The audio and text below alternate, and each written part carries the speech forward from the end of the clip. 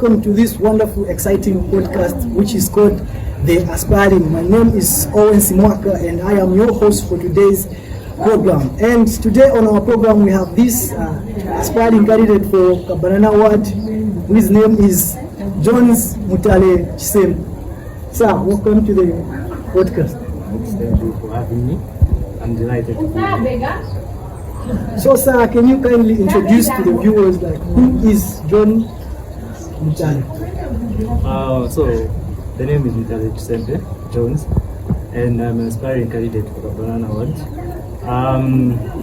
I was at Kabanana Secondary School, so I'm going to just give you a brief background in terms of my education journey. So I was at Kabanana Secondary School and also primary school.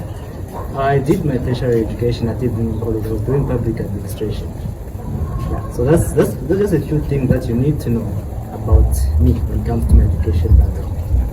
Thank you very much, sir. So before we dive into the exact question that I prepared for you, sir, so what inspired you to become a leader? Like, what are some of the leadership qualities the people of Kabanana should expect from you? Alright, so when it comes to what inspired me to do politics or leadership qualities, it's about how this community has been. I've seen the multiple challenges that people are facing, they've been facing, and it's always a situation whereby they vote for someone to represent them, but that person doesn't really represent them. Okay, they are misunderstood and misrepresented. So it prompted me to engage in politics, to actually do something good for my community that has raised me to become this man that I am right now. Thank you, sir. That was a very good answer. So another question that I have for you, what does leadership mean to you? So what leadership means to me, leadership is all about helping the people, okay? Because as leaders, we do not acquire that leadership without the people. So saving them is what makes one a leader.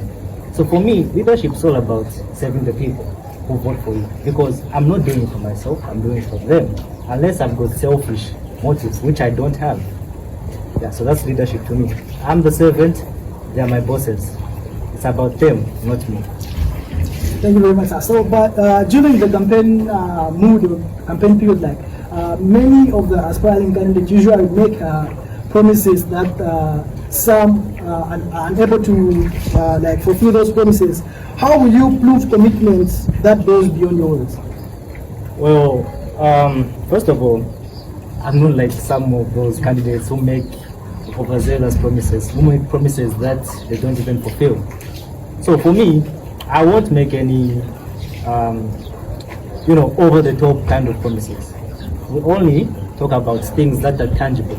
Okay, they won't even be like promises that are too over-exaggerated. And when you talk about talking to people, or when you're campaigning, you have to be truthful. You have to say things that are true. Okay, things that can be reality, not lying to the people, to the masses who are voting for you.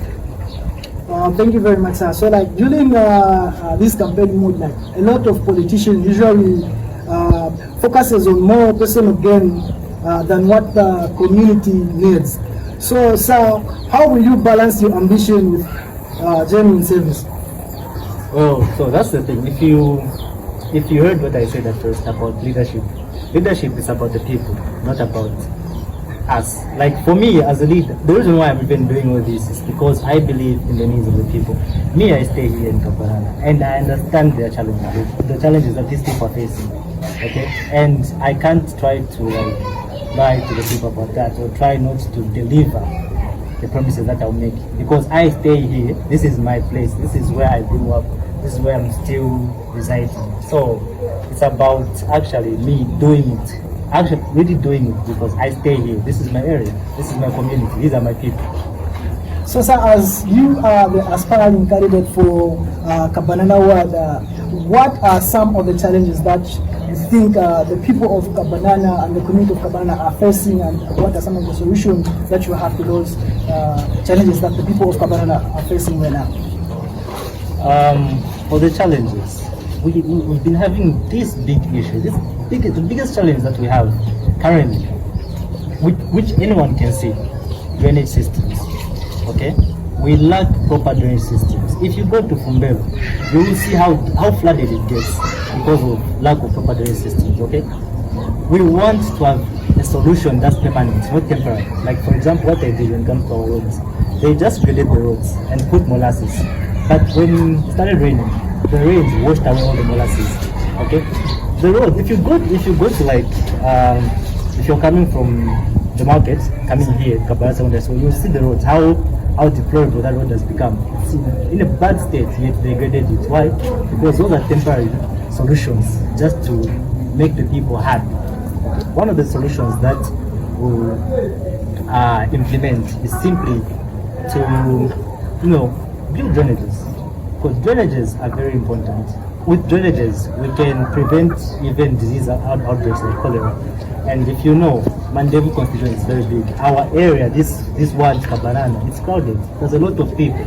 So better we, build drainages instead of, making these temporary roads, just trying to please them because of this election. No, it's not supposed to be like that. And the other thing, this is actually coming from my heart because I've actually seen, I've been going to Kabanana Primary School, the ground there. Yes. And I've seen how that ground is. It's in a bad state. It's a bad state. I've been on Facebook and I'm scrolling. I'm seeing these aspiring candidates promising recreational facilities. But what's a better recreational facility than a sporting facility? Okay, and let's ensure that ground is properly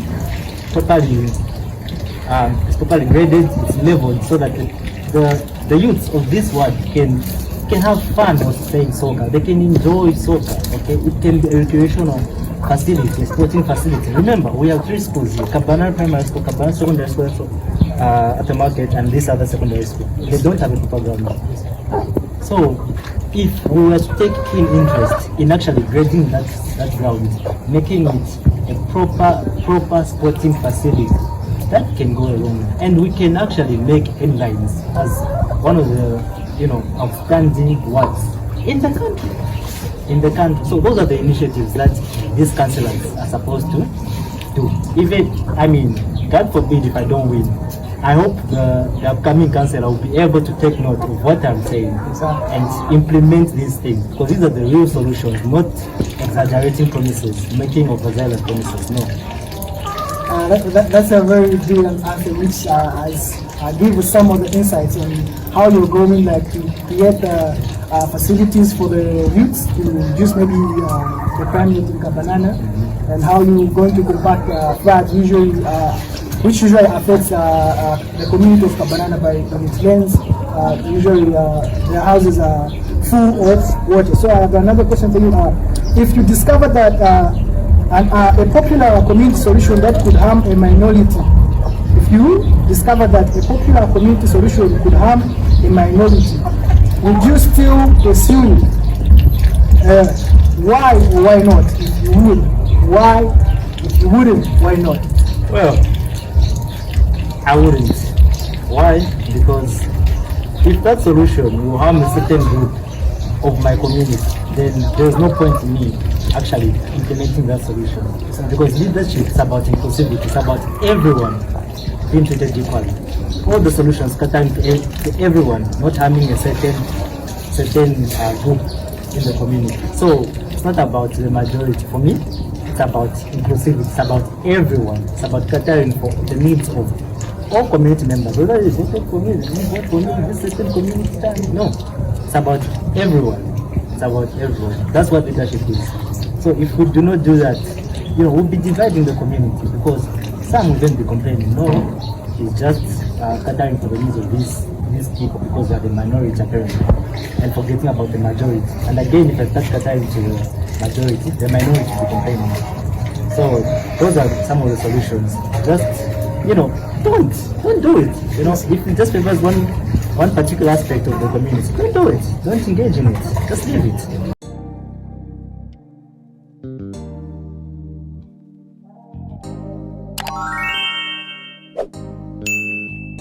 So, vote for me because I was a pupil at Kabanana Secondary School. very few people are Kabanana primary school. This community raised me, okay? In Okutapena Africa, it's because of this community, these schools that you're seeing. And if I do not deliver or give back to the community that has raised me, then what kind of a man am I? So, in a near to hear me out, okay, and vote for me, because I think that will even be my campaign slogan. I'm young. I'm 22 years old. I will literally be the youngest aspiring candidate as councillor. Even and those are the things that our president has been emphasizing. My youth, taking up leadership. Man talk about recycled, my politicians always up. Think about and fresh, and fresh to understand the different fresh ideas, what young gonna come back with.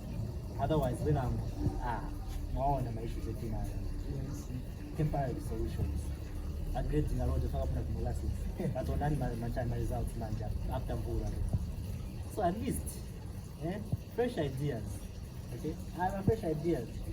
Kabanana, it's a word that's not okay. It's big, it's very big, but you know we can make something out of this one. It has potential. It doesn't lack potential. Okay, we can improve this one. Trust me, we can do it. I mean, even if we don't much inspired when it comes to the councillor. The councillor from the area was the country and time. I'm going up to that day now for someone in my road, market, even been much inspired. Which time inspired me. So, I'm just urging everyone to do the right thing, voting for the right candidate, who speaks the truth, who stands for for the people. Okay, because leadership is about service to the people. Okay, so yeah, thank you very much, sir. To everyone and to all the viewers, you can kindly comment your question to what you'd want to find out about Mr. Jones here, who is an aspiring candidate for Kabanana Ward here, standing on the UPND ticket. I don't know if he's yet adopted or not. But it's in the process. It's in the process. Thank you very much, sir, for your time and for sharing the insights or your manifestos to the people of Kabanana to why they should vote for John. Thank you very much, sir. All right, thank you for having me. It was a pleasure. All right, sir. What's the fee for shining? Never rest the eyelid. No man can time this.